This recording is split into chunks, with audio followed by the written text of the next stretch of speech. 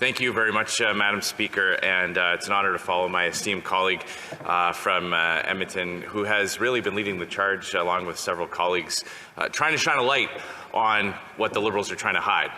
And one thing we know by now, Madam Speaker, is it must be really, really bad, because the Prime Minister has gone to such great lengths to keep the truth from coming out.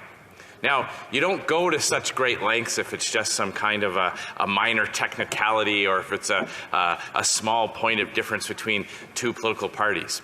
When you send in your members of Parliament to embarrass themselves at committee, carrying on a filibuster, insulting the intelligence of Canadians and other parliamentarians, and really denigrating the institution of Parliament, which is meant, we are all here for one fundamental purpose, and that is to hold the government to account. And when we do that, and the government throws up all kinds of contrived barriers to that investigation, it tells us something. And that is that the Prime Minister must be hiding something really, really big. We need to know who knew what and when about allegations of the communist regime in Beijing interfering in Canadian elections. Madam Speaker, Canada is a wonderful country with a proud heritage and history, and Canadians are well served by strong institutions, strong democratic institutions that over the course of years we've refined and improved. And while it's run by individuals, it can never, by human beings, it will never be perfect. But Canadians can have great confidence in those institutions if the politicians who hold those public offices treat those positions with respect, Madam Speaker. Because there's nothing magical in the air or in the waters or in the trees of our wonderful country that will keep those institutions strong if politicians who undermine them get away with it. That's why every generation of Canadians, both voters and both elected officials, have to treat those positions with respect and hold those accountable when they do not. And, Madam Speaker, this is not just, we don't come to this House today to debate this motion based on rumors. We don't come here to debate this motion based on what we overheard in committee proceedings. We are basing this motion on the fact that high-level national security officials have taken the unprecedented step of blowing the whistle on this government. For someone who works at CSIS, the Canadian Security and Intelligence Service, to go to journalists with sensitive information puts them and their families and their careers in grave jeopardy. There are serious consequences in law, and well, there should be, for people who divulge sensitive information.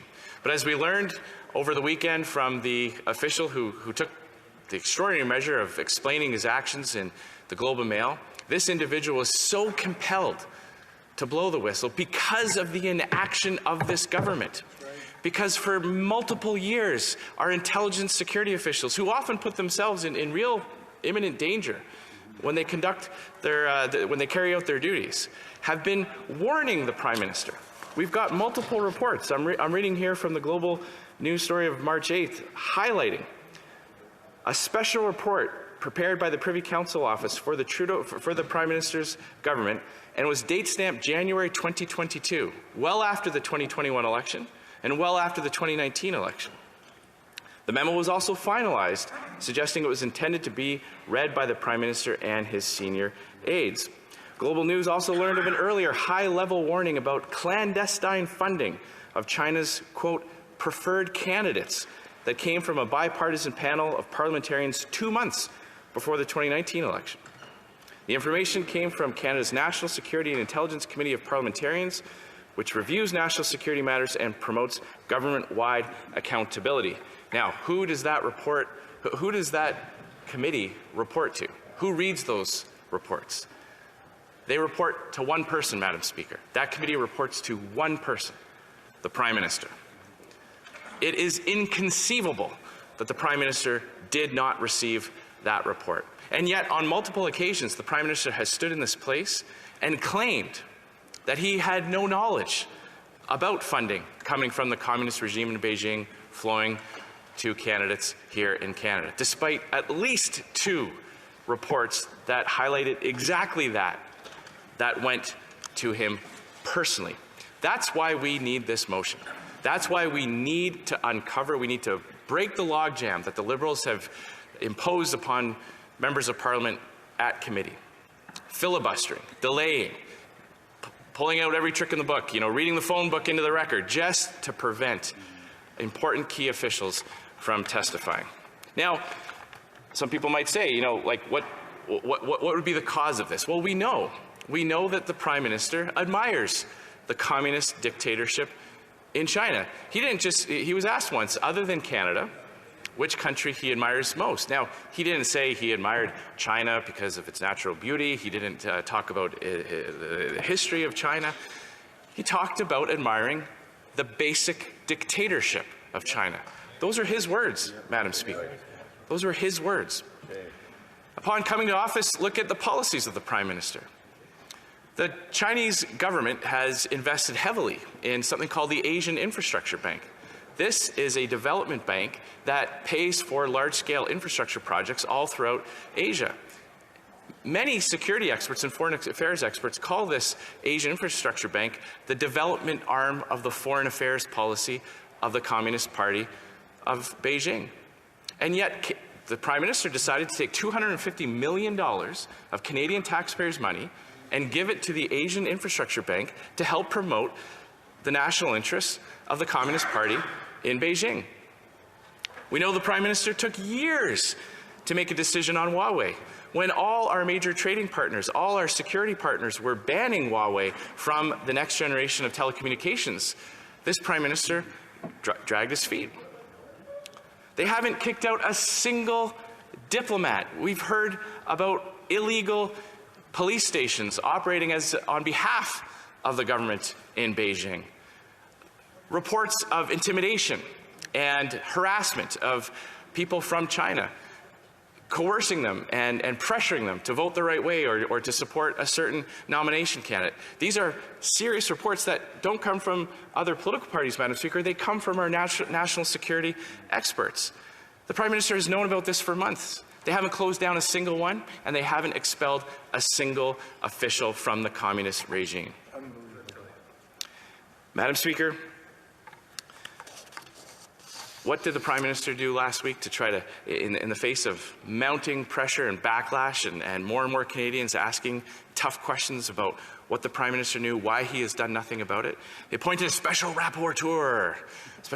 I can just imagine, Madam Speaker, the marketing department of the Liberal Party. Maybe they whiteboarded interlocutor, but they thought, no, nobody will go for that. Maybe they thought about calling that person Inspector General. But no, they landed on rapporteur. And who did they pick for the rapporteur? A close family friend of the Prime Minister himself. The Prime Minister, who has proven to be allergic to preventing conflicts of interest, has appointed a family friend, someone who brags about growing up together as families in the ski chalets in the Laurentian Hills. Could there be anything more emblematic of the Laurentian elite here in Canada than the Prime Minister appointing a family friend from his background in the Laurentian Mountains at his ski chalet to investigate whether or not there should be a public inquiry in his handling of the foreign interference? It's unbelievable. Not only just a close family friend, Madam Speaker, but someone who sits on the Trudeau Foundation board, the very foundation that accepted money that flowed from the communist regime in Beijing and has only paid it back 7 years later. Wow. But Madam Speaker, today is about something else. This motion will shine a light. It will ensure that the Ethics Committee can shine a light on what the Prime Minister knew. So this is a very, very important decision for the New Democrats, Madam Speaker. The NDP used to believe in things.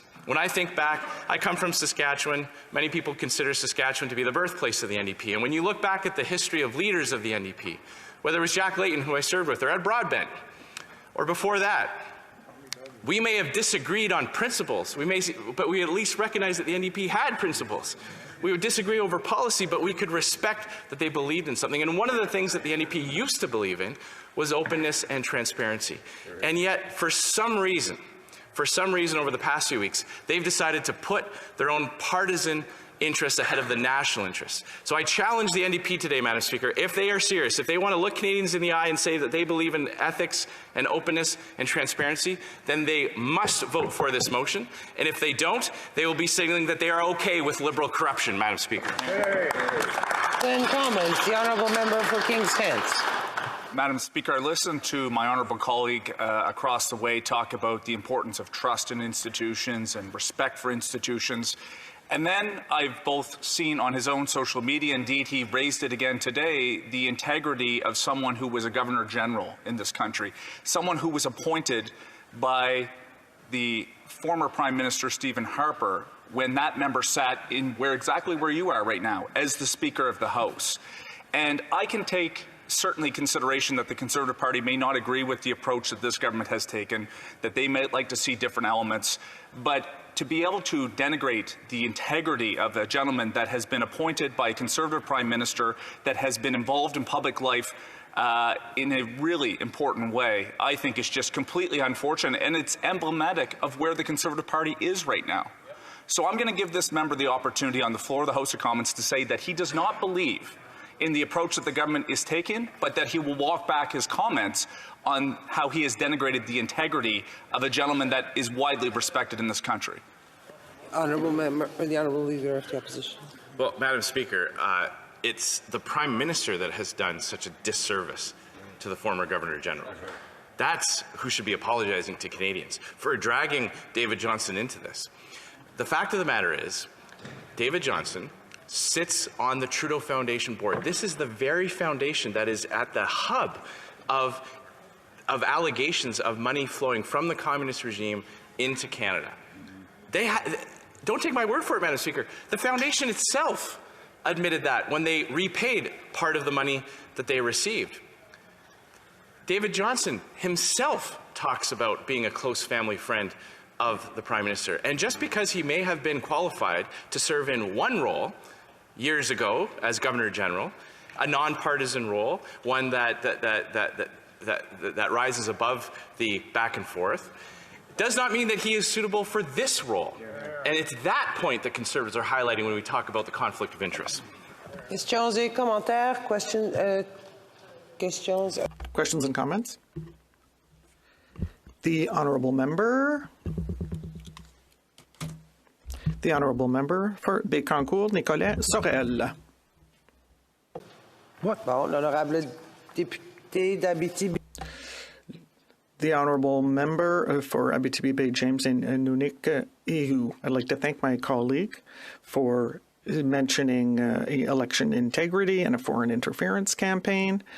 And in fact, the Prime Minister did not think he completely ignored the signals from CSIS. So first of all, I'd like to extend my condolences to the officers in Edmonton and the people in Amqui. But what do you think of the government's interference, and or rather the foreign interference, and what would you do if you were in the government? I'd like you to remind you that you must please address your comments through the chair, the honourable member. That's an excellent question. And all Canadians are asking it. What is happening? Why is the Prime Minister so afraid of a public inquiry? What does he have to hide? It's easy to, if there's nothing to hide, you open the files.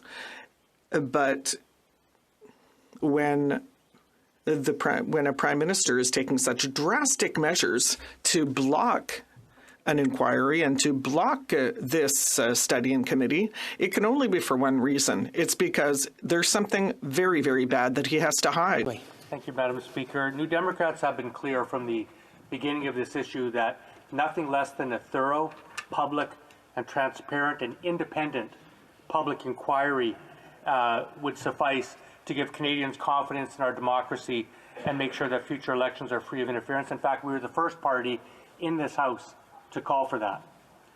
Now, I happen to sit on the National Security and Intelligence Committee of Parliamentarians, NSICOP, and although, of course, there's much I can't say, what I can do is point all members of this House to a report that was issued on foreign interference several years ago.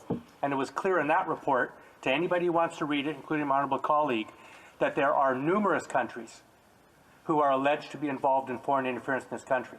My question to him is this: does the motion that he has tabled and is supporting today in this House, will that be broad enough in his view to encompass foreign interference by any country in Canadian democratic processes, or does he intend his motion to be restricted only to the government of China? Member for Regina Capel. Well, Mr. Speaker, my honourable colleague can read the motion and can look at the terms held within it and decide for himself whether or not he thinks it's worthy of support. I hope he does support it, because it's one thing to call for things. It's easy to call for things. You can walk outside in the foyer and you can call for whatever you like. Okay, but tomorrow there's going to be a vote. Tomorrow there's going to be a vote where that member and his caucus will have to show action. And that's the difference between being the fourth party and being the opposition party and a future governing party, is that we have to back up our words with action, Madam